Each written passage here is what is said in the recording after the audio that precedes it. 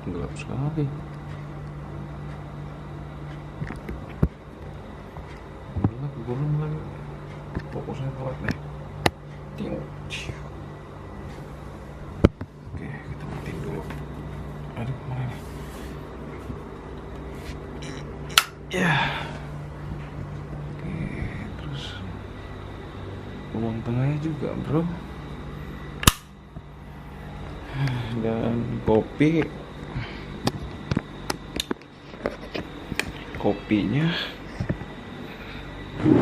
menyusul aja. Oke, sahabat-sahabatku, bagaimana kabar kalian di sana? Di mana? Apa di rumah? Apalagi kerja? Dimanapun kalian berada, Assalamualaikum warahmatullahi wabarakatuh. Tetap semangat menuju Indonesia maju dan produktif. Positif banget gua ngomongnya ya. Ini modenya mode terang ya, nggak kelihatan tuh muka-muka nggak jelas ya.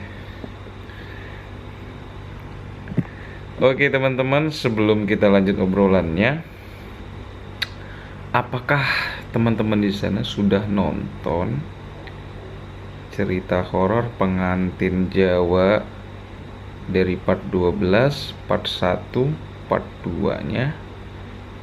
Sudah nonton? Alhamdulillah kalau sudah nonton. Sekarang pada hari ini juga pil apa bulu hidung sih, Cok? Pada saat ini juga gua bakal menceritakan yang part 3 untuk Pengantin Jawanya. Sebelum gua ceritain ya, biar durasi ya, gua suruh ngapain dulu nih? Suruh ngapain dulu sama kalian? Oke, olah kali.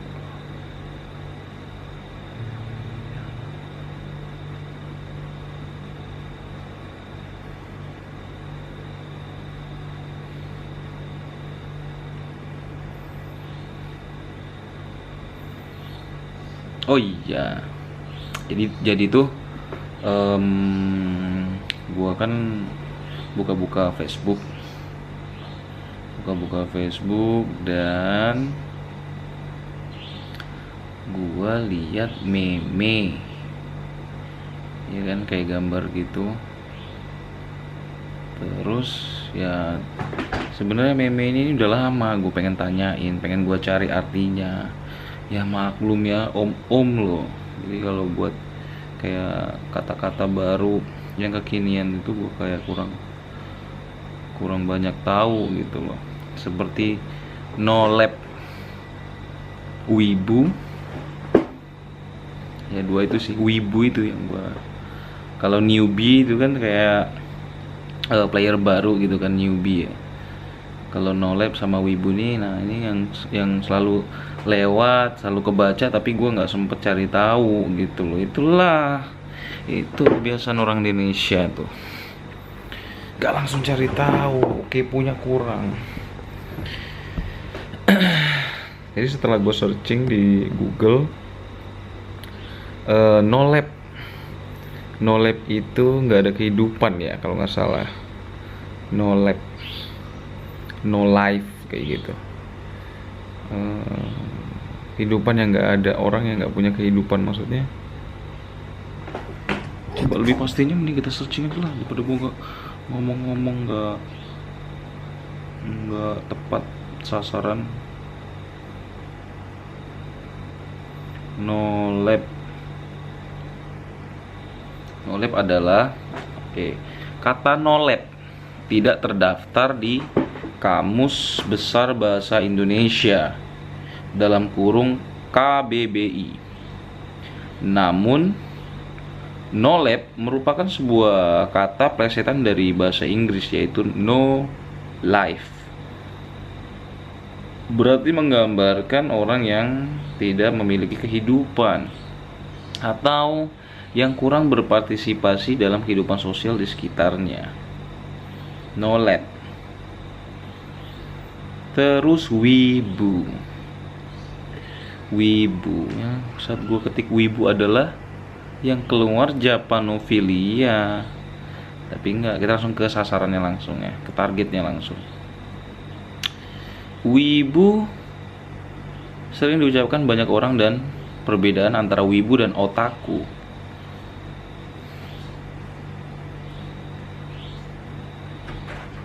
Wibu adalah Hah?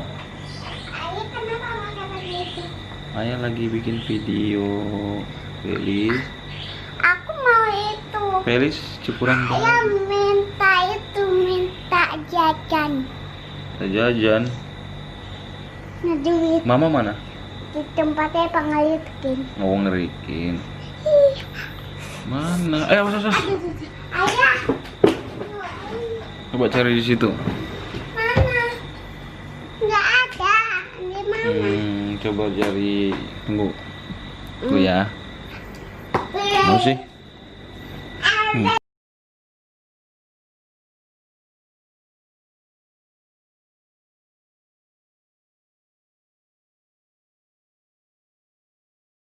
Yaudah kita lanjut lagi, sorry. Di luar topik ya, ada anak gua dan cukuran barunya, dan itu gue yang nyukurin teman-teman. Kenapa? Gue suka bikin anak gua tuh biar lucu terus gitu mukanya, makanya gua ketinggian gitu poninya. Oke, tadi sampai di wibu ya. Dikutip dari berbagai sumber, wibu adalah kata yang digunakan untuk menggambarkan orang yang sangat cinta dengan budaya Jepang. Oke, makasih Google. Dengan aku membacamu mencari tahu tentang apa yang aku tidak tahu, akhirnya aku bisa tahu. Ya, wibu loh. No lab loh. Oh iya iya. Oke. Oke. Langsung saja ke topiknya. Ya, cerita horor pengantin. Bentar, gue harus matiin nih. Gue harus matiin lampu-lampu ini, Cok. Apa gini aja, Cok? Udah gak kelihatan. Adalah. Oh, begini aja, Cok ya. Oke. Bentar. Gue ambil casannya. Oke, teman-teman, perlu diketahui gue belum ngopi ya, jadi sans. Oh begini, oke. Gue sambil berdiri nih, beneran. Cerita horor. Cerita horor pengantin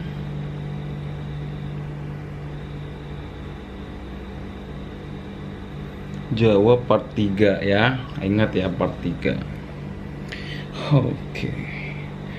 Matikan teman-teman. Gue agak kurang sek karena kelihatan banget peseknya saat ada pancaran sinar dari bawah, dan lubang hidung saya yang berbentuk segitiga itu kelihatan sekali. Dan ini bisa anda sekalian yang nonton itu, Anda punya kesempatan menghujat saya. Oke, gini aja. Pengantin Jawa, benjolan di punggung pengantin. Keesokan paginya, kampung Mojosari masih tampak mencekam. Para pemuda yang biasanya sepagi ini udah nongkrong di pos ronda memilih berdiam diri di rumahnya. Mungkin karena semalam ada orang yang menikah di gubuknya, si Kanti. Mereka yakin kalau pernikahan di kampungnya itu membawa sial. Jadi biasanya mereka akan mengurung diri di rumah selama 3 hari. 3 hari. Lain halnya dengan Ki Suratman. Dia tidak percaya dengan mitos itu. Sepagi ini dia sudah berada di kandang kuda miliknya. Setiap pagi, Ki Suratman memang rajin memandikan kuda kesayangannya. Di rumahnya Ki Suratman tinggal berdua dengan pembantunya, Mbok Hafsah.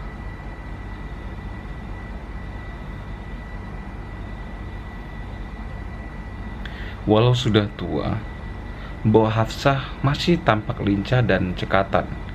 Walau diperintah oleh Ki Suratman. Udah nggak connect nih, nggak ada. Ya, kenapa nak? Hah? Yaudah, kasih nak ya. Nanti aku minta jajan lagi. Iya. Kayak apa? Iya.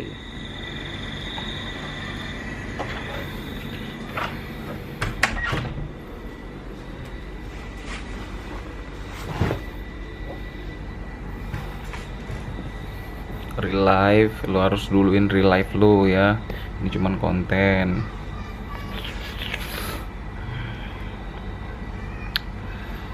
Oke. Di rumahnya, gue ulang lagi ya. Di rumahnya Ki Suratman tinggal berdua dengan pembantunya, Mbok Hafsah. Walau sudah tua, Mbok Hafsah masih tampak lincah dan cekatan kalau diperintah oleh Ki Suratman. Selain membersihkan rumah majikannya, Mbok Hafsah juga rutin mengantarkan makanan untuk Kanti. Tidak seperti warga kampung lainnya, Mbok Hafsah sama sekali tidak takut pada Kanti. Dia sudah terbiasa berinteraksi dengan perempuan malang itu. Mbok Hafsah, Ki Suratman manggil ya.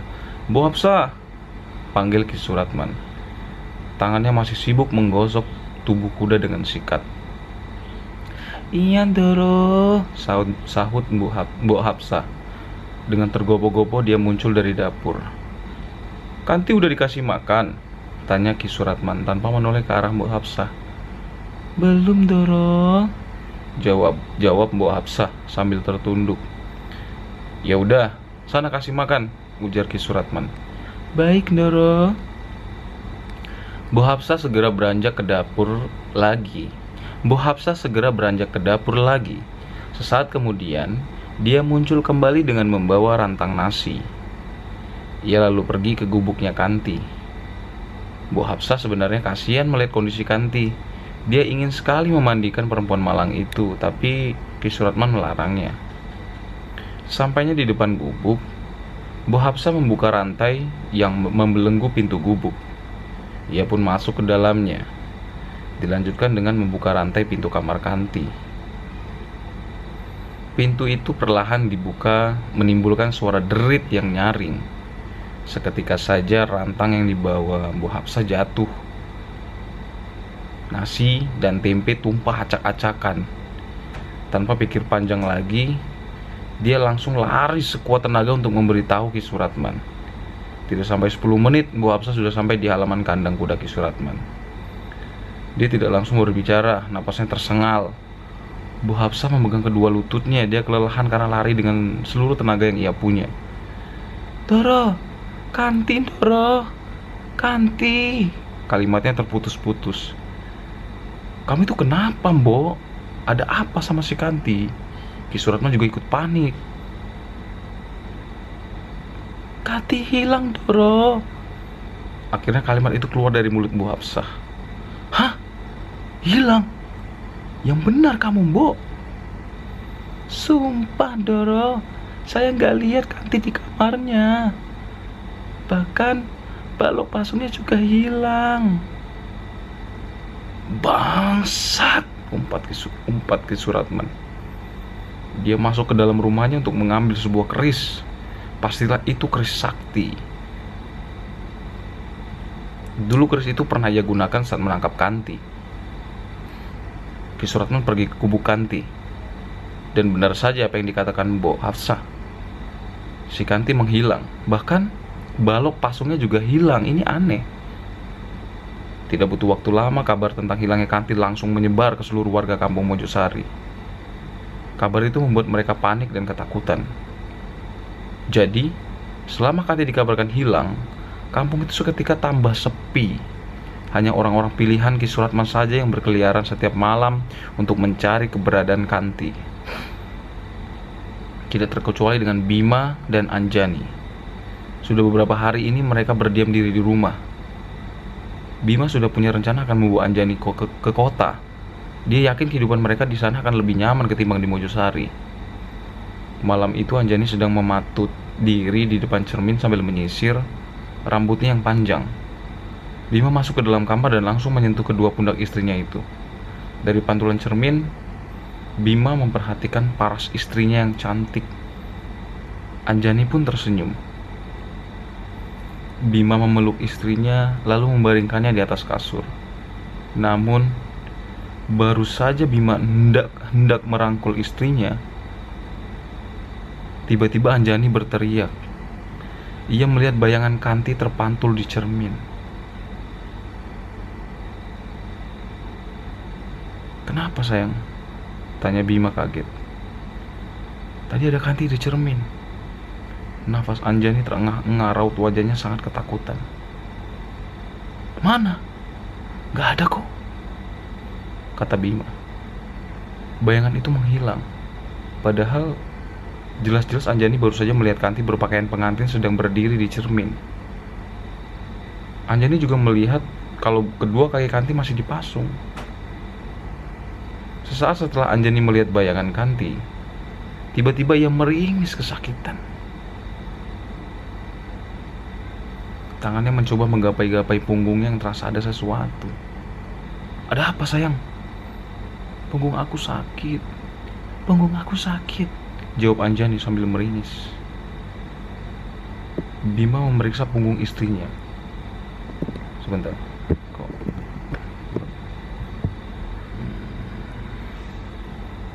cek.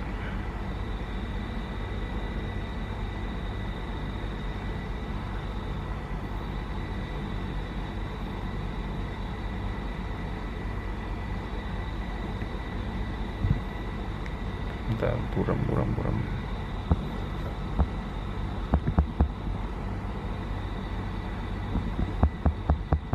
Oh, ini buat nerangin, sorry.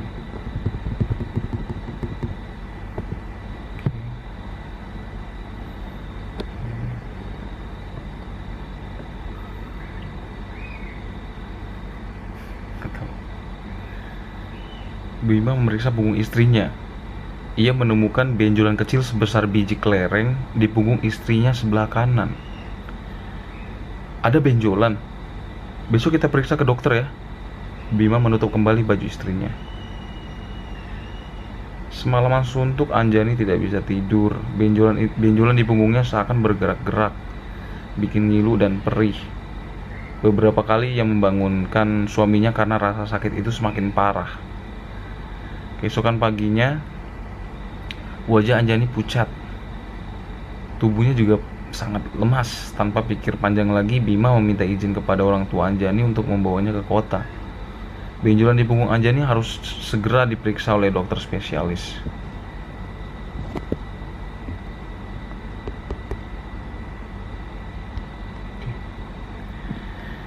Jam 9 pagi, Bima dan Anjani sudah berkemas. Mereka berangkat menggunakan mobil SUV sambil menyetir sesekali Bima memperhatikan istrinya yang semakin pucat itu. Dia khawatir kalau nanti benjolan itu tidak bisa disembuhkan secara medis. Sesaat sebelum mobil mereka keluar dari kampung Mojosari, tiba-tiba Bima melihat Kanti berdiri di antara pohon bambu di pinggir jalan. Bima menelan ludah. Dia mencoba untuk tenang dan tetap fokus menyetir mobil. Oke. selesai untuk part 3. Jadi gue minta banget buat di share ya.